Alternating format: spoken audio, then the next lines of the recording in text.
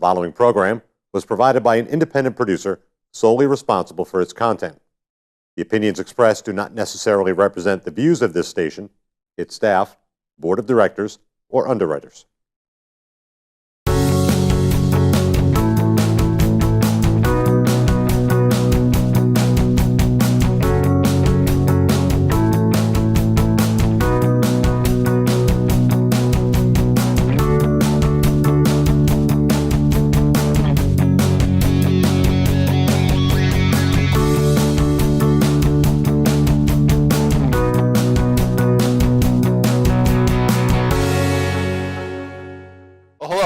My name is Mike Affelberg, and I'd like to welcome you back to another episode of Living United with Nashua Business. In this particular segment, what we're going to do is talk with Charlie Hall, who's the president of J. Lawrence Hall Company, about his business and about a couple of the things that he's done philanthropically in the community. And the whole idea with this episode is to give people an idea of how they might become involved in the community. So Charlie, thank you for coming on the show. Thanks for having me, Mike. Oh, it's good seeing you.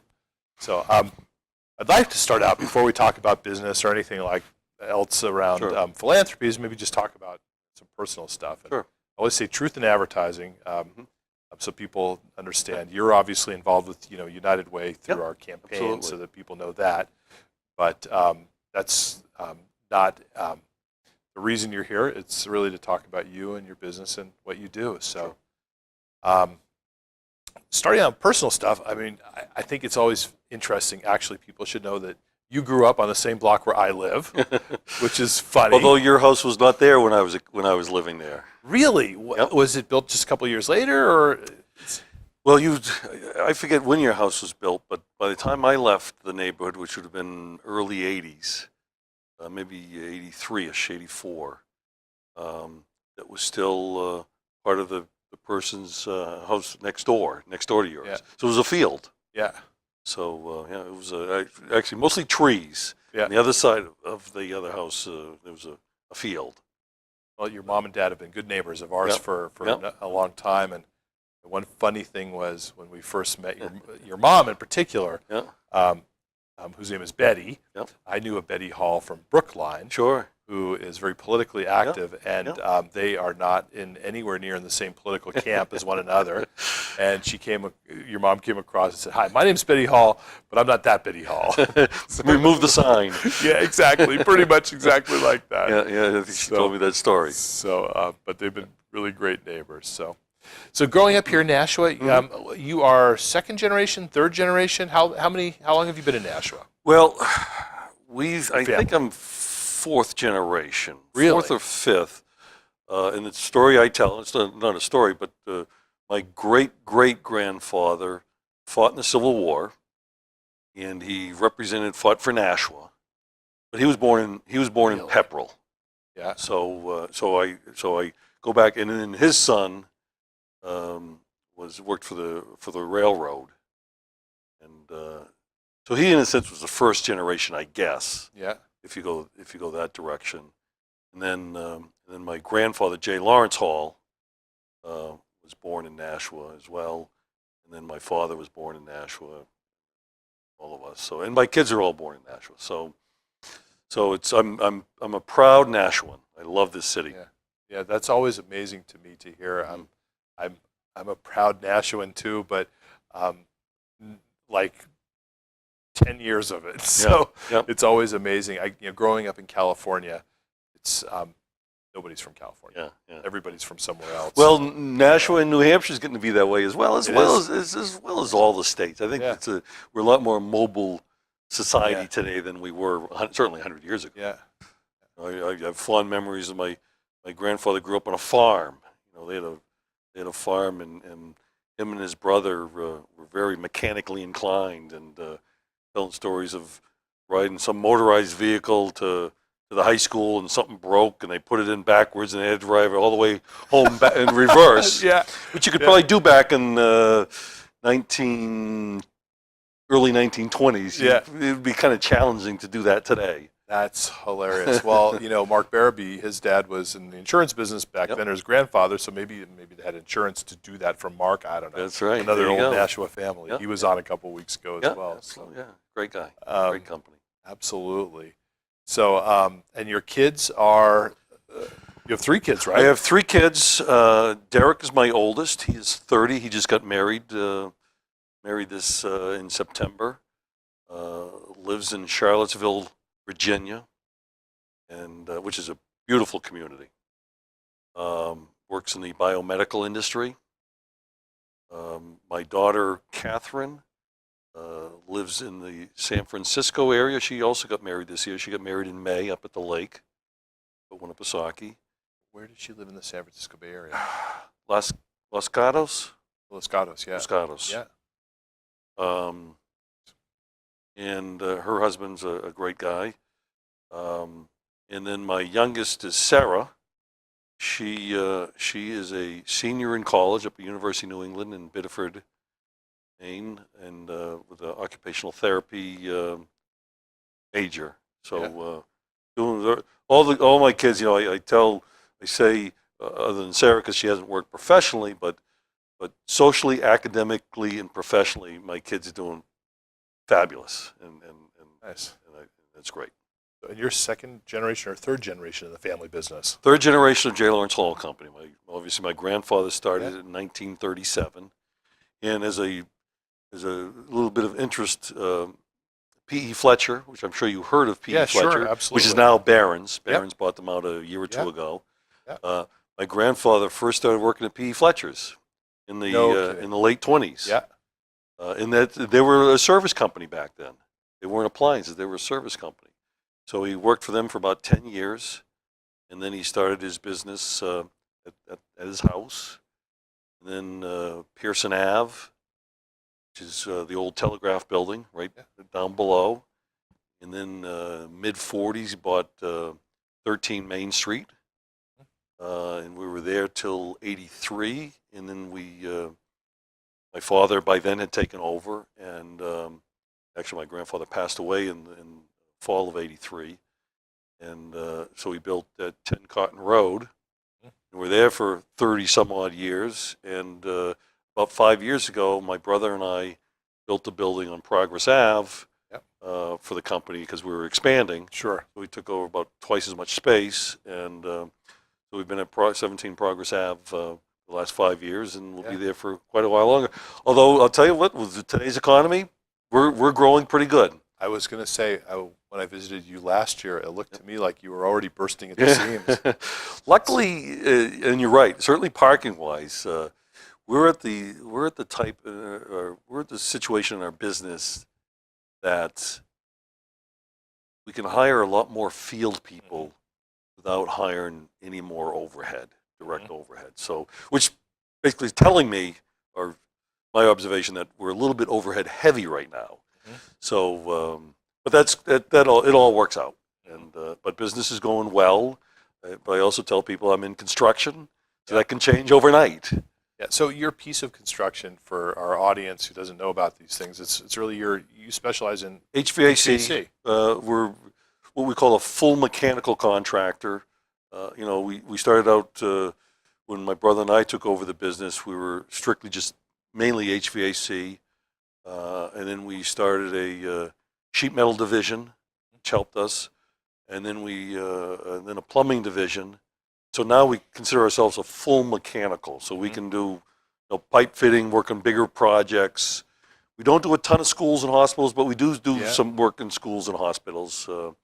But up and down Main Street or around the city and further, we've done quite a bit of business in the Nashua area.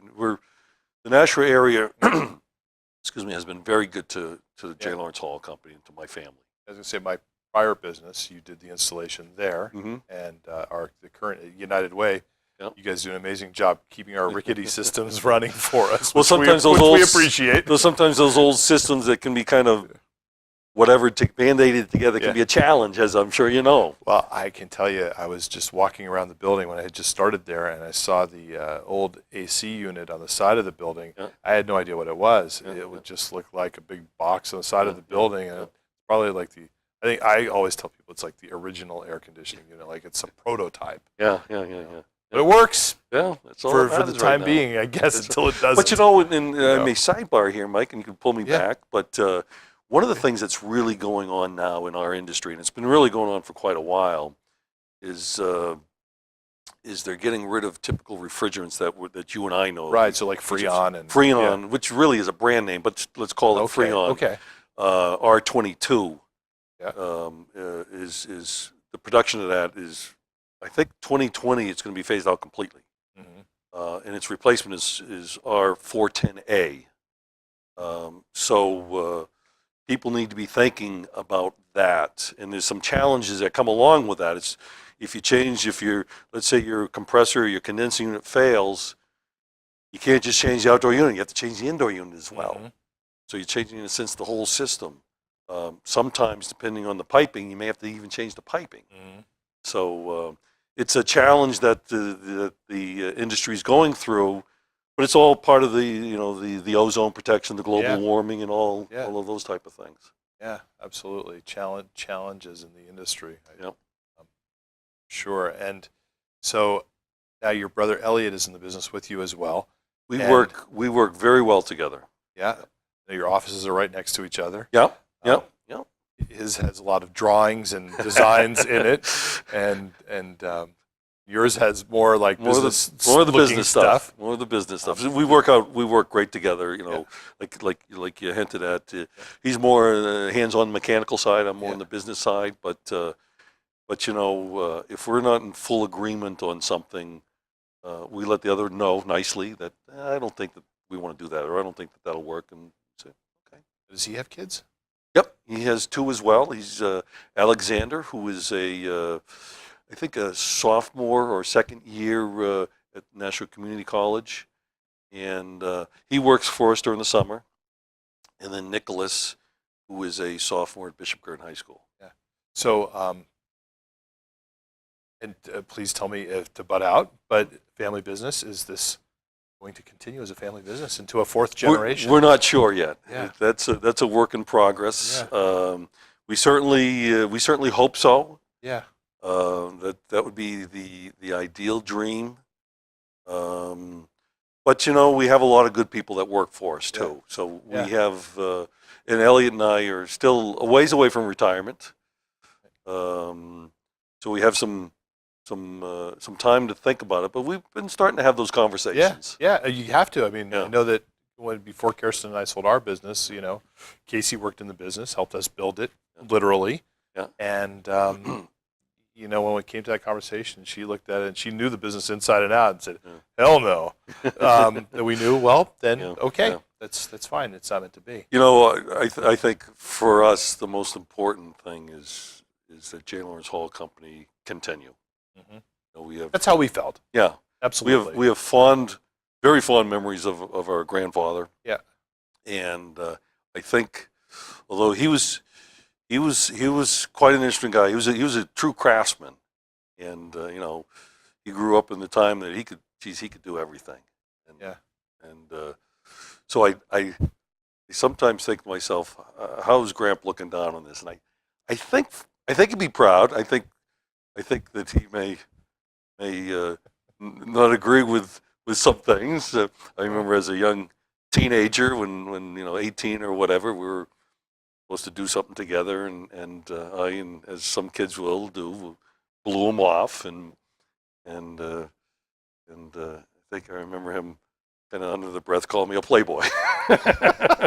So well, there you go. Now Nashua knows. Yeah, now Nashua knows. But he was a great guy. Yeah. No, your business is your legacy, and I know exactly what you mean when you say you want the business to exist. We felt the same way with our store, and when we came time to sell, we wanted to make sure the people who bought it would steward it the way we wanted it to be taken care of. Yep. So I want to talk a little bit about philanthropy. So because you personally have been very involved, and also your company has been very involved, and I get questions all the time from businesses. Well, what can we do? Sure. What can I do? And sometimes we draw inspiration from what other people have done. Sure. So one thing I know you're very involved with is the Rotary here in Nashua. Absolutely. Let's talk a little bit about that. And I'm 3rd generation Rotarian. Okay. So my grandfather was Rotarian. My father was a Rotarian. And I've been in the Nashua Club for close to 20 years, I think now, 18 to 20 years. And it's great. I've met a lot of great people. I don't use it for this reason, but I've gotten some business out of it as well. And you know, you can in an effort like the Rotary Club, you can do so much more collectively than you can individually. Yeah, And that's right. So you know, our club, as you may know, we give out between scholarships and other things, probably at least $60,000 a year, and it's great. And you know, between Christmas trees, which will be coming up at the Law Building, Airport Road, this Right, it moved last year. yes, Right. we actually the year before that, I believe, Okay. we had to move because of Popeyes was coming to Southgate, Amherst Street Plaza. So you're allowed one shameless plug. If you haven't brought your Christmas trees yet, yeah. you know where to buy them. Yeah, we start selling the day after Thanksgiving, Very good. and we sell till they're gone. Yeah. But and there, you know, we all volunteer, and 100% of the proceeds go to local charities. Yeah, and I know your scholarship program is huge. Yeah. That's a big part of Yeah, what absolutely. makes your Rotary Yes. unique. Yeah. And professionally, you know, we've always been, you know, through our grandparents and my parents, we've always been taught of giving back to the community. And I think that my grandparents' real community philanthropy started with their church, United Main Street Methodist Church. And my mother's a member of Good Shepherd, so we Church Good Shepherd. So we like to help them out as well. But you know, we give to tens of the local charities. You know, and we also through whether it be the Boys Club, things like that. Conway Arena about 13 or 14 years ago, we helped get that going with a donation. I continue to be on that board, and Really? I didn't actually know that they had an independent board. Yep, we have a great board. Yeah, great board. You know, it's one of those boards that's a great board to be on because the Conway Arena does pretty good, and we're a nonprofit. We give away our proceeds at the end of the year, but there's no fundraising. And Don't tell anybody on my board that. 'Cause that's any not part of the nonprofit deal. board that you can belong to that there's no fundraising doesn't get any better than that. I understand what you're talking about. I really do. But no, it's you know, they're great, and then in the United Way too. We've been, you may know better than I, but geez, I think we've been involved in the United Way at least 30 years, if not more. Well, you run what we call a workplace campaign, which is giving through payroll. Yep. And you run one of our top 20 campaigns in Greater Nashua, which is really great. And I know that it's grown. Yeah, and I know we've had this conversation before, and then I'm probably opening myself up here, but we could do better. And one of the things that is so important, and you and I are talking about this, is to come into the office and meet with our people, because that's what it's all about. And as I've just explained to you, there's the challenge because our people are out in the field. Yeah, you know, if my guys are in, and we talked about the parking earlier, if all of a sudden I have 50 vehicles coming in.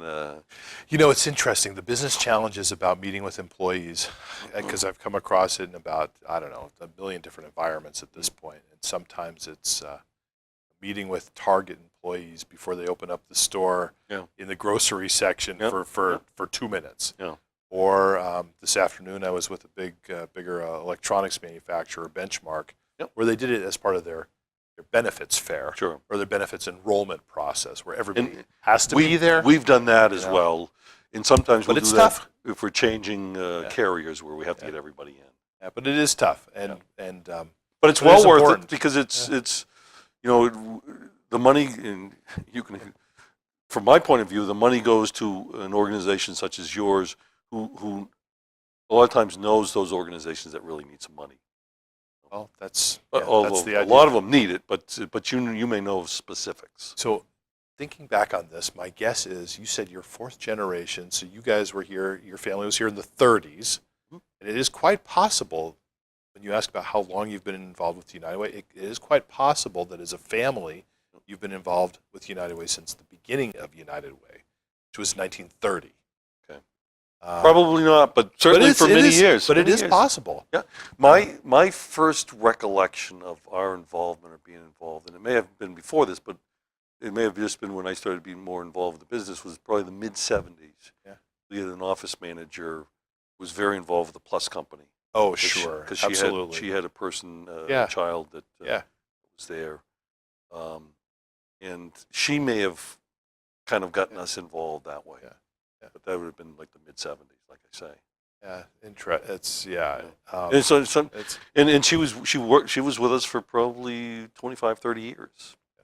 So well, we appreciate it, and of course, thank you for that, and also for all the other things you do in the community. Now, one thing I wanted to actually, this is kind of a tangential topic, but I know that your parents were both involved in the Masons. yes. And that has got to be interesting to everybody here because we all think of the Masons. We think of like the Da Vinci Code. Yeah.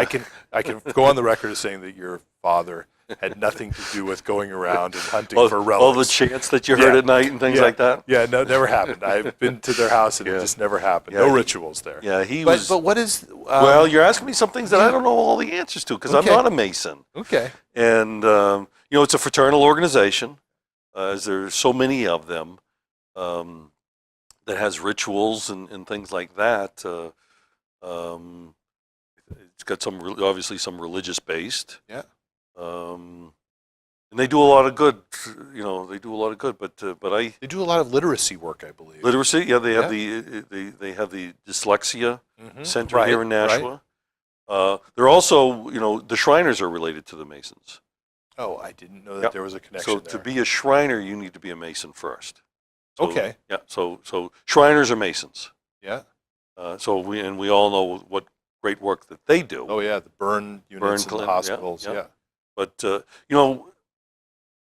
you hear of so many fraternal organizations that are struggling, and I think the Masons are struggling as well with numbers and things like that. But what is good, at least locally, is that they have some pretty good endowment, and so they have a strong base. Yeah. And so as I said, my father was very active, and I think I felt intimidated. And he didn't push me. Every so often he'd throw an application on my desk. Yeah, I'm sure. But almost to a fault, he didn't push it enough. Yeah. And there were times when I wish that he had pushed it a little bit more. Because Careful what you wish for, because somebody's going to watch this Yeah. TV show and as an application. Yes, this is true. This is Yeah. true. But a great organization, Yeah. and I, through my father, I've gotten to know a lot of Masons. Obviously, that to this day I still know, and And there's they're a all- women's part of it also. Now your mom's involved. No, I don't know that my mother was Eastern Star, right? Eastern Star. Yeah. My grandmother was very involved. Oh, with that. okay. I think my mother said, Phil, you take care of the business. You do the Masons. Yeah. I'm going to take care of the kids. Yeah. Yeah. So I think they had an agreement. And maybe, my mother may, hopefully she won't be watching this, but maybe my grandmother intimidated her in the Eastern Star thing, that she just didn't want to get involved, or she was, being a Louisiana girl, she was trying to figure out her own footsteps here in Nashua as it was. So I have a very hard time picturing your mother being intimidated. I just have to say that. yeah. But yeah, no, the Louisiana thing, I've always wanted to ask. I've never asked your parents, but how did they meet? They, my mother went to college. She went to Stevens College, and then she went to University of Alabama. She's very proud Alabama Roll Tide. And then after that, she wanted to see the world. And it was during, I guess, the Korean War. It was right around that time. So she enlisted, and so we were just having this discussion. So she wanted to see the world, and so she went to Texas for her basic training, and then she went to Keesler Air Force Base in Biloxi, Mississippi. So that was the world: Louisiana, Texas, Keesler. It's a small world, a dry world. Yeah. My father went to UNH, became a mechanical engineer, joined ROTC at UNH. Yeah. and did his 4 years right after. So he didn't get right into the family business. I give him Right. credit. You know, family business was there waiting for him, and Yeah. he said, "No, I'm going to go serve the country." And so, so he, anyways, so he was stationed in Keesler Air Force Base in Mississippi, and that's where they met, and No got kidding. married Very in nice. 1953. There's they're a cute couple and very inspirational, and they're good neighbors. Yeah, So, yeah. And they speak highly of you, well, which is hard to believe. I think it is actually too. So, no, but we're actually pretty much out of time, believe it or not. Okay. This goes by very quickly. Yeah, I yeah, know it does. that. But I did want to, before we finish, give you a gift. I brought you a gift. I love So- gifts. So nobody comes on the show without a gift, and nobody gets a very good one. That's because I work for a nonprofit. Ah.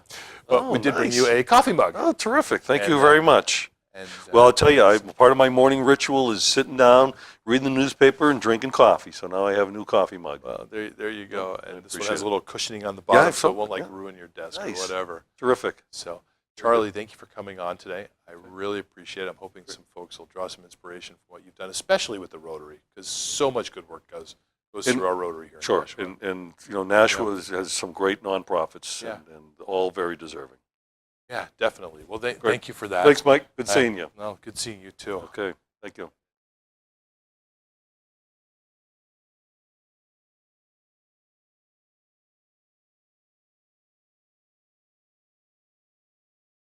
The preceding program was provided by an independent producer solely responsible for its content. The opinions expressed do not necessarily represent the views of this station, its staff, board of directors, or underwriters.